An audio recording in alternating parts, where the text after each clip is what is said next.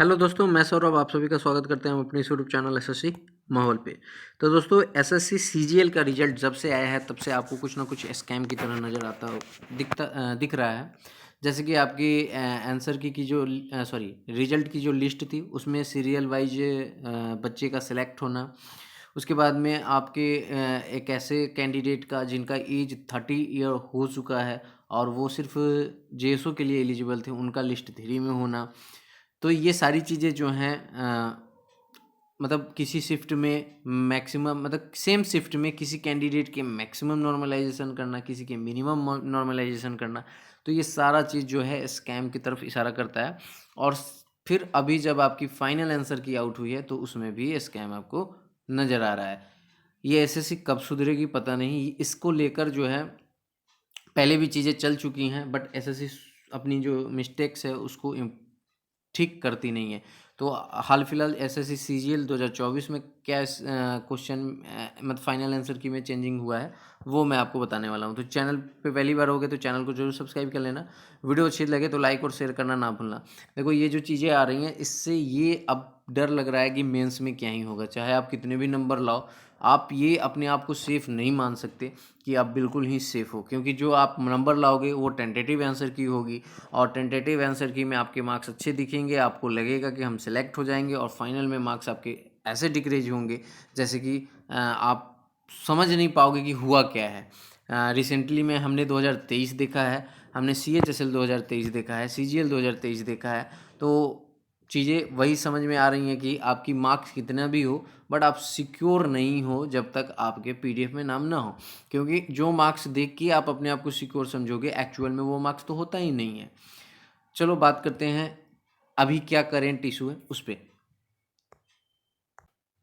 तो अभी आप एक क्वेश्चन यहाँ पे देख सकते हो, मैथ्स का है ये क्वेश्चन। यहाँ पे क्या कहा गया कि यदि 436P5 3 से विभाज्य है तो P का अधिकतम मान ज्ञात करें। अब देखो, इस क्वेश्चन में अगर आप देखोगे ऑप्शंस को तो हमें पता है कि 3 की डिविजिबिलिटी रूल क्या कहती है कि सबका ऐड अगर आप देखो यहाँ पे 9 हो जाता है ना तो वो आपके 3 से डिविजिबल है। अब जैसे मैं यहाँ पे देखूँ तो 6 और 3 9, ठीक है। और यहाँ पर आप देखोगे तो 5 और 4 9, ठीक है। और फिर यहाँ पर पी की जगह पे 9 हो सकता है, जो कि 9 जो है वो 3 से डिविजिबल है, तो ये भी हो सकता है। अब देखो यहाँ पर चीज़ें क्या कही गई हैं ना कि यहाँ पर आपके पास पी जो है, देखो यहाँ पे 9 हो सकता है बट क्वेश्चन में क्या कहा गया कि अधिकतम मान कही गई है, ठीक है। अधिकतम मान, अब देखो यहाँ पे हुआ क्या है सो मैं आपको बता रहा हूँ, जस्ट वेट। हाँ, यहाँ पर आप देखोगे तो इन्होंने क्या कहा है कि पी का अधिकतम मान, और जब टेंटेटिव आंसर की थी तो बच्चे ने 9 मारा था, जो अभी अब मैं आपको बताया 9 टिक किया तो उसे सही बताया गया।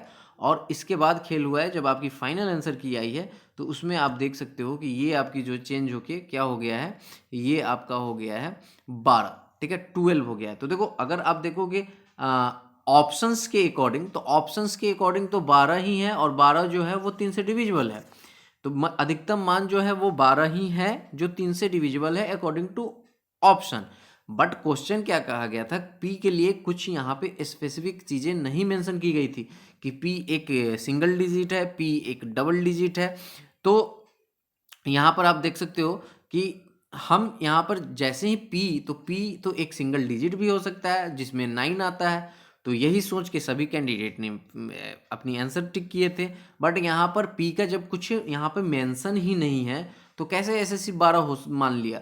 अगर एसएससी 12 मानती है तो उस तरह से तो 9 भी हो सकता है, ठीक है, क्योंकि कुछ भी मेंशन है नहीं।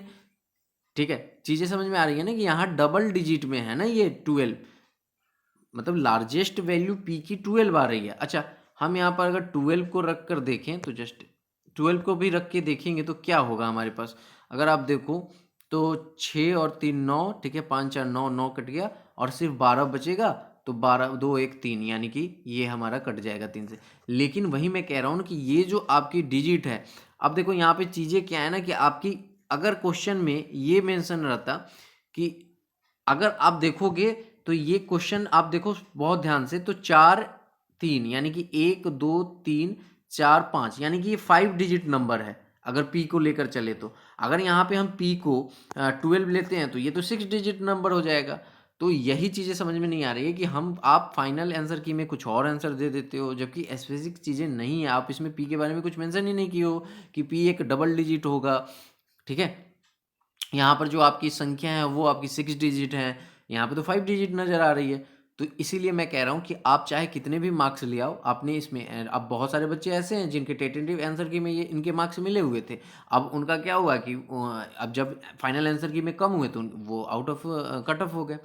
तो यही चीज़ें समझ में नहीं आती है कि एसएससी इसको कब सुधार करेगी। एसएससी सीजीएल 2023 में कोर्ट केस चल रहा है, जिसमें जिसमें अभी तक चीज़ें जो है सुप्रीम कोर्ट तक पहुंच गई है, इसी क्वेश्चन, ऐसे ही क्वेश्चन मतलब आंसर की कुछ चेंज करने के खिलाफ, ठीक है। तो एसएससी को इन सारी चीज़ों पे बहुत ज़्यादा ध्यान देना चाहिए।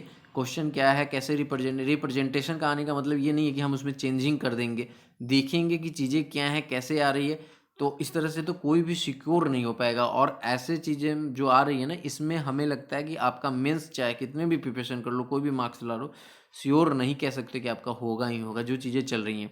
क्योंकि हमने देखा है लास्ट ईयर में हमारे जो हैं 20-20 नंबर तक माइनस हुए हैं, ठीक है। तो अगर आप फॉर एग्जांपल 2024 में सीजीएल में 320 भी नंबर लाओ और आपके 20 मार्क्स माइनस भी हो जाए, तो आपके यहाँ पे 300 ही मार्क्स बनेंगे। तो डायरेक्ट आप जहाँ सेलेक्ट हो पा रहे होगे, जहाँ अच्छी पोस्ट मिल पा रही है, वहाँ नहीं सेलेक्ट हो पाओगे।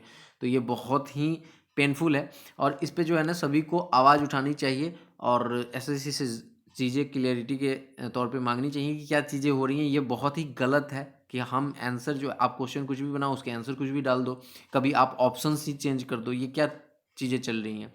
तो इस वीडियो में इतना ही, ये अपडेट देना था। मिलेंगे अगली वीडियो में। जय हिंद, जय भारत, सभी को ख्याल रखिएगा।